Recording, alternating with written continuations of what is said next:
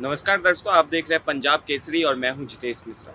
दिल्ली की सड़कें जहां ट्रैफिक, शोर, फुटपाथ और चलती हुई जिंदगी के बीच बीच घूमते हुए आवारा पशु और आवारा कुत्ते आज किसी नई बात की तरह नहीं बल्कि दिल्ली की रोजमर्रा की सच्चाई बन चुकी है। ये आवारा पशु अब सिर्फ सड़कों पर मौजूदा जानवर नहीं रहे बल्कि एक सामाजिक और प्रशासनिक चुनौती का रूप भी ले चुके हैं। इन्हीं हालात को देखते हुए हाल ही में दिल्ली हाईकोर्ट ने एक बेहद अहम टिप्पणी की है। अदालत ने साफ तौर पर कहा है कि अब वक्त आ गया है दिल्ली सरकार का सड़कों से स्ट्रे डॉग्स को हटाने के लिए एक समर्पित नीति बनाया जाए। अदालत की सख्त टिप्पणी के आधार पर वो लगातार बढ़ती शिकायतें हैं जिनमें दिल्ली एनसीआर के नागरिकों को इन आवारा कुत्तों के द्वारा डर, भय, उनके द्वारा काटना और घटनाओं के सार्वजनिक स्थानों पर असुरक्षा जैसी बातें दर्ज कराई गई हैं। कोर्ट ने माना कि हर जीव का जीवन और सुरक्षा जरूरी है, लेकिन जब सार्वजनिक सुरक्षा और नागरिकों की दैनिक जिंदगी बाधित होने लगे उस सुरक्षा के चक्कर में तो प्रशासन को संतुलन बैठाना जरूरी है। हाई कोर्ट ने साथ में ये भी कहा कि सिर्फ टीकाकरण या नसबंदी उन आवारा कुत्तों का जरूरत नहीं है, इसके लिए पर्याप्त उपाय भी जरूरी है। अब आप एक व्यवस्थित पुनर्वास नीति की जरूरत है, एक ऐसा सिस्टम जिसमें ये कुत्ते सड़क से हटाए जाए, उन्हें सुरक्षित शेल्टर में रखा जाए और उनकी देखभाल के लिए, ताकि वो इंसान को खतरा ना बने और ना ही इंसान को काटे और उनकी भी देखभाल हो। हमारे चारों ओर जो दृश्य हैं वो इस चिंता की पुष्टि भी करती हैं कि पार्कों में जब बच्चे खेलते हैं तो उस समय डर लगा रहता है, गलियों में बुजुर्ग अकेले निकलने से डरते हैं, रात के समय कोई भी इलाकों में अकेले चलने से डरता है। हर दिन अखबारों में या सोशल मीडिया पर कुत्तों के हमले की घटनाएं सामने आती रहती हैं, कभी किसी बच्चे पर, कभी किसी बुजुर्ग पर। लेकिन इसी तस्वीर का दूसरा पहलू ये भी है कि इन कुत्तों का कोई देखभाल नहीं करता, कोई इनको खाने पीने के लिए नहीं देता, कोई पूछता नहीं।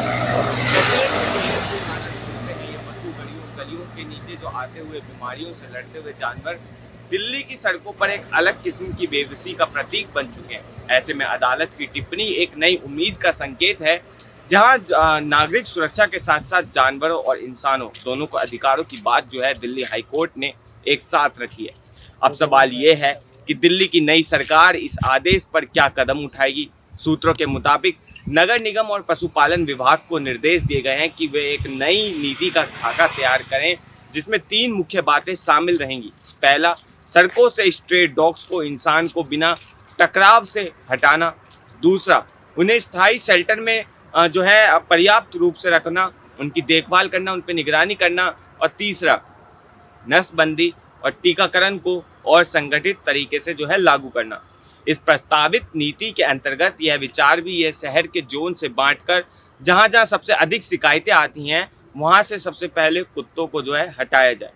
साथ ही दिल्ली के अलग अलग कोनों में बड़े और व्यवस्थित डॉग शेल्टर जो हैं वो बनाए जाएं, जहां खाना, पानी, इलाज और साफ सफाई की पूरी व्यवस्था हो इन बेजुबान पशुओं के लिए, ताकि ये भी अपनी ज़िंदगी जी सके। इस नीति में गैर सरकारी संगठनों को भी शामिल किया जाएगा ताकि पशु कल्याण के मानकों का पालन भी जो है साथ साथ चलता रहे।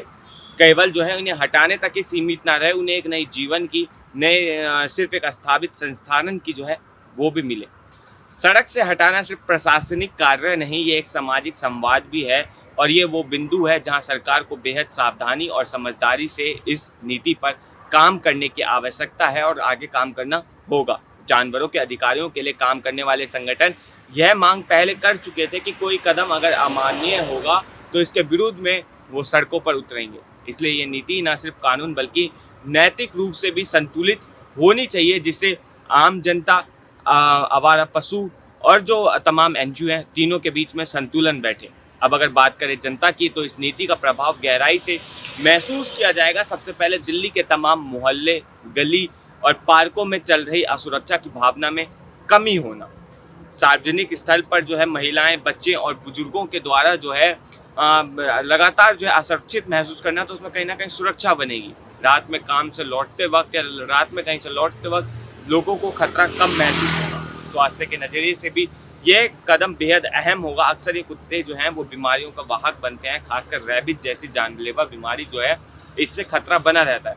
जब ये व्यवस्थित देखभाल में रहेंगे तो इसका असर पूरे शहर के स्वास्थ्य विभाग पर पड़ेगा। अस्पतालों में डॉग बाइट के मामले में गिरावट भी जो है वो कम होगी। संभावना है कि इस नीति आने के बाद जो है हो सकता है कि पशुपालन में भी जो है, जो आवारा पशु हैं उनके भी देखभाल में एक नई नीति बने। वहीं दूसरी ओर जब इन्हें शेल्टर में रखा जाएगा तो उनके इलाज का खाना, देखभाल, सुरक्षा जो है मिलेगी। ये जानवरों के लिए भी काफ़ी खास रहेगी, क्योंकि आज की स्थिति में वो भी एक असहाय जीवन जी रहे हैं, काफ़ी भूखे, काफ़ी घायल और अक्सर उपेक्षित।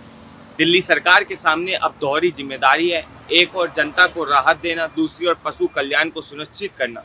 यह नीति सिर्फ एक आदेश नहीं बल्कि एक संवेदनशील समाधान की ओर से उठाया गया कदम है, जो दिल्ली जैसे महानगर के लिए बेहद अनिवार्य हो चुका है। जहां दिल्ली की नई सरकार, दिल्ली की नई मुख्यमंत्री रेखा गुप्ता दिल्ली को सुनियोजित करने के लिए लगी हुई हैं, उनमें से एक फैसला ये नीति भी होगा।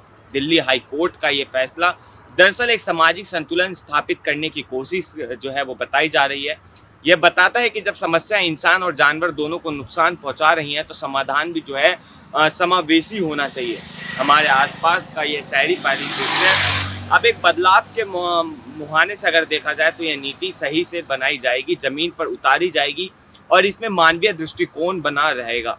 तो आने वाले समय में दिल्ली देश का पहला ऐसा महानगर बन सकता है जहां ना तो सड़कों पर खौफ होगा, कुत्ते जो आवारा पशु घूमते हैं उनसे ना खौफ होगा, ना ही किसी मासूम की जानवर के काटने से कोई भी ऐसी दुर्घटना होगी या मृत्यु होगी।